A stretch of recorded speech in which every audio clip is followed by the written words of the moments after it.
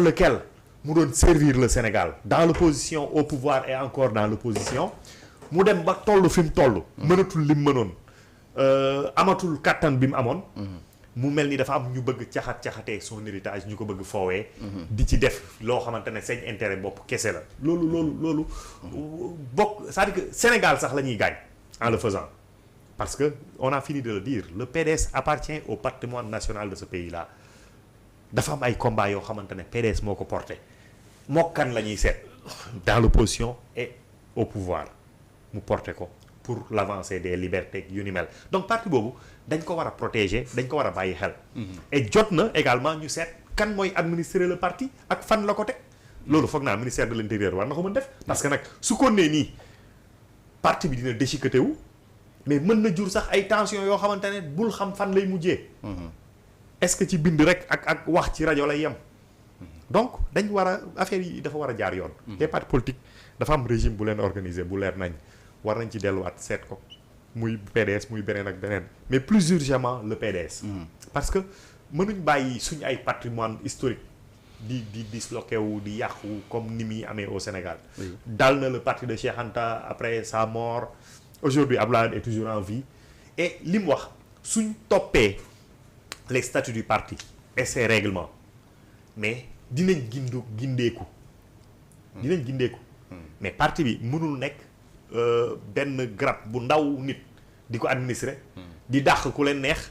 di allié wu ak ku leen neex di jël orientation yu leen neex kenn du wax kum naqari rek génnal loolu permettre le parti démocratique sénégalais mu jouer son rôle après li xew tribunal xaw ma dëgg-dëgg lan la ak fan lay mujj mais en tout cas le parti démocratique sénégalais moom war nañ ko bàyyi xel war nañ bàyyi xel Abdoulaye Wade. d'accord président fekkee amuloo si bëgg a ajouter. waaw rek xam nga je pense que Paldi sera écouté defe naa ne Sénégalais yi ak waa parti démocratique dañ ko déglu ci li mu wax pour ma génne problème mu Moustapha Diakhaté mu ngi créé woon benn groupe bu tudd wàccoo ak alternance alors wax nga ne parti bi at problème d'administration la am mën nga dugg ci parti bi mardi bu la neexee demee nga dem fa le matin ba le soir doo gis ko bind doo gis kenn ku yor big ne day bind dara amatul administration te pourtant ay xale yu am compétence ñoo fa toog am pratique politique ñi nekk fi yëpp di politique ci biir amul kenn ku ci ëpp passé politique ku mel ni Pape Gueye qui a été pendant toute sa vie élève lycéen seconde Ablaye Faye topp ko partout dafa bokk foofu jëppal dafa bokk ci xale yi nga xam ne ñoo gën a xam la pratique du parti dañu fa lañ dëkk c'est un homme de bien qui se sacrifie tous les jours pour le parti mais léegi nii fi mu toll nii man nga jàpp ne même sur le plan social on est en train de le mettre à la poubelle parce que am na yoo xam ne boo koy def te doo ko yëg mooy boole woo ko mais ensuite naka ngay amee une administration sa parti am problème administration bu taxaw war a recevoir kayit bu ñu la jox kayit nga ragal ko jël nga war a xam ne am na problème donc notre problème sur le parti dafa am problème d'administration ensuite ñi koy li xew dëgg te nga wax ko ñoom sax nangu nañ ko am na wax na démb ci émission bi moom chargé de la communication ne Ablaye Wade ne s'occupe que des grandes décisions il y a 2 grandes décisions yoo xam ne moom rek la war ci moom la convocation du congrès et la nomination des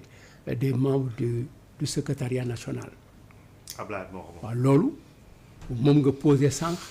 ne est-ce que moo koy def mais loolu la question a été posée est-ce que c'est Ablaye Wade qui signe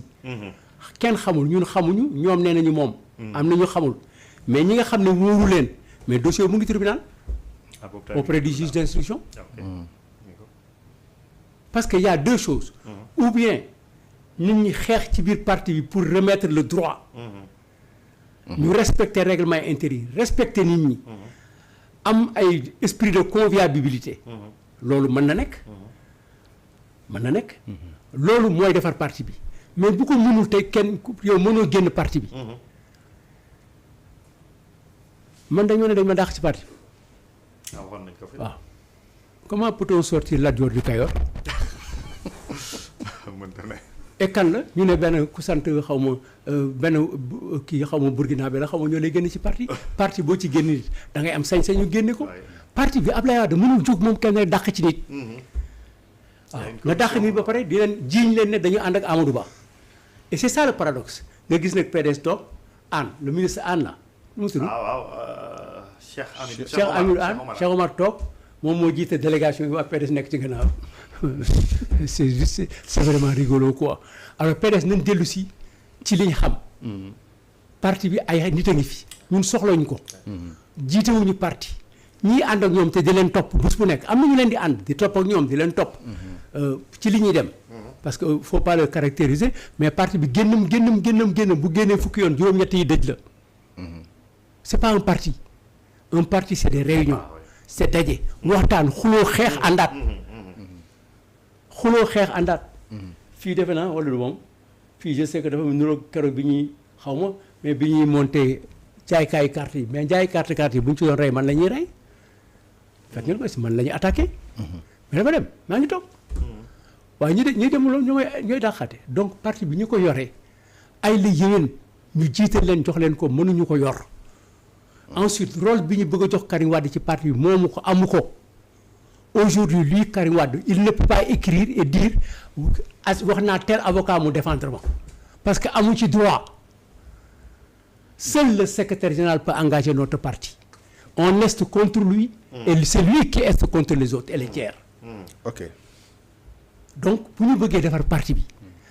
lu ko defar ngi fi mais gumba du jiite yoon c'est ça la grande question et puis parti bi kenn mënu ko administrer de l'extérieur léegi sax commencé naa gis naa ñuy préciser naan notre candidat c'est vrai c'est notre candidat en 2019 il était notre candidat en 2024 mais loolu beneen problème bi parti bi dina ci waxtaanee ndax day nekkaat candidat ou pas ndax du nekkaat beneen candidat bu fekkee ne nous sommes dans un parti démocratique parce que bu ñu fàttali ne bii passé amoon nañu 7 wala 8 candidats moonte bu leen bettee sax ñuy ay cuune ñu am yeneen candidat amoon nañu 7 wala 8 da nga fàtte yéen en direct yéen a ngi foon filmé en direct gars yi dañoo ñëwate du dëgg ngoonte woon que nous étions en avance sur le plan démocratique mais ñi nga xam ne ñooy waxal parti bi ak di def parti bi dañu nekk dans des situations extrêmement difficiles et compliquées que lenn rek la ñuy jàng tey oui monsieur le président du dem par contre les militants ñoom comprendre nañu ñu ngi commencé comprendre les militants ñu ngi woote pour ñu dajale parti bi loolu moo leen gënal jigéen ñi moo leen gënal moo tax jigéen ñi mën a combat bi ñu mën a ba agsi fii mais ñoom nag ils se détermineront par rapport ak ñoom ba xam ëllëg lan la ñuy def mais li am mooy le PDS a été informé madame la chargée de la communication yëg na ko les permanents du parti yëg na ko ñii ànd ak ñoom yëg nañ ko mais faale wuñ ko parce que amatuñu intérêt boobu dañuy toog rek pour sauver les meubles ba keroog mu am kenn ku ñëw di changer le changement maintenant pourra venir de l'intérieur mais parti bi ci doxul nii parti bu commencé wul dox sur la démocratie waxoon naa ko ba ñu dissoudre Pastef wala posé nañu question barke démb aussi ci dialogue bi ma ne si nous avons 300 et quelques partis qui ne marchent pas mais il appartient au ministre de l'Intérieur d'en décider de prendre ses responsabilités mais à partir de quoi à partir de la loi bi nga xam ne moo war a am pour organiser les partis politiques moo tax ci dialogue bi wax nañ ñoom mu Ndiaye Cissé ñoom Birahim Seck la société civile bu fekkee ne loi boobu depuis 2016 ñoom mënuñu ko bind ñoom nañu fay ñu bindee leen ko ñu teg ko ci table assemblée bi xanaa lii nu mu tëddee gars yi nekkoon ci góor yi nu ñu tudd. gars yi nekkoon ci affaire góor jigéen yi dalal jàmm naka. ok sàmm sa kàddu sàmm jikko yi. waaw sàmm jikko yi mais sàmm jikko yi ëpp ñu nit parti politique yi. war nañu mën bi ñu bindee loi. te bind nañ loi. waaw ngoon te ñoom nañ ko bind. les partis politiques dajaloo pour bind. non ñoom mu njaay la société civile ba nañ ko bind ba pare proposé na ko ñu amandé ko bu ko defee ñu am ay règles yu bees règles yooyu nag ku ci awul mais nga te bu la yoon dale nga xam ne yoon dale parce que dissoudre parti politique moo gën a yomb ci àdduna te surtout na gars yi war nañu fay de waa Pastef yi war nañu fay dissoudre comme dañ leen dissoudre non nee nañ leen c'est dans waaw mais déggoo Diomaye nee na su ma ko defoon fi mu ne da ngay ku nekk coow li fu ma ko defoon mais waxul ne bu ma ko defee du ma ko defee su ma ko donc fu ma ko defoon passé bi la mais maintenant mu def ko parce que kenn xamul circonstance yu ko ci yóbbu. c'est pour cette raison j'avais avisé woon naa son parti ma ne leen gis ngeen li ngeen di tere nii selon le PDS. ngeen ne du dugg ci biir permanence bi. bu ñu fi xeexee ak yéen ak gendarme yi. ba ay làkk maa ñu toj fa ay toj. ñu fermer permanence bi seen parti tas. dama ko bind. man kenn du ne waxuma woon. man maa bind ne après le PASTEF après la dissolution du PASTEF quel parti après. ba pare wax ne ma ne leen li ngeen di def nii bu leen ko man maa réglé loolu. fexe ba Sauvons le Sénégal dugg ci biir permanence bi. ñu def seen réunion après dem. mais bu fekkee ne dañuy tere permanence yi ñu dugg fi. dinañu am problème de. dina am bis d'accord alors ñu ngi doon wax tam si bi ñuy wax économie ñu ngi wax sur la publication. des rapports de trimestre d'exécution budgétaire 2024 ak quatrième. trimestre 2024 ak premier trimestre 2025 donc ministère des finances yónnee na benn xibaar di xam ne danañ ko publier le 23 juin 2025 donc voilà loolu c'est bon, parfait voilà donc le 23 juin 2025 dañ jox rendez-vous bon ministre bi expliqué na nag voilà yi tax mu retardé mais bon yooyu peut-être xëy na la prochaine fois incha allah dinañ si ñëw peut-être au plus tard xëy na demee. nous l'acceptons, nous disons à monsieur le ministre merci de l'information. Oui. Nous l'acceptons de bon gré. Mais monsieur le ministre ñu ngi lay fàttali ne le contrôle budgétaire existe des délais francs et des dates fixes sinon li la dal en 2024 dina la dalaat. En 2024 d'accord ñu dem actualité internationale bon li ñu may si waxtu wax dëgg yàlla jeex na mais mënuñu si ñàkk laala mooy li xew entre diggante Iran ak Israël bon le 13 juin bi jàll ngeen le Israël attaqué quand même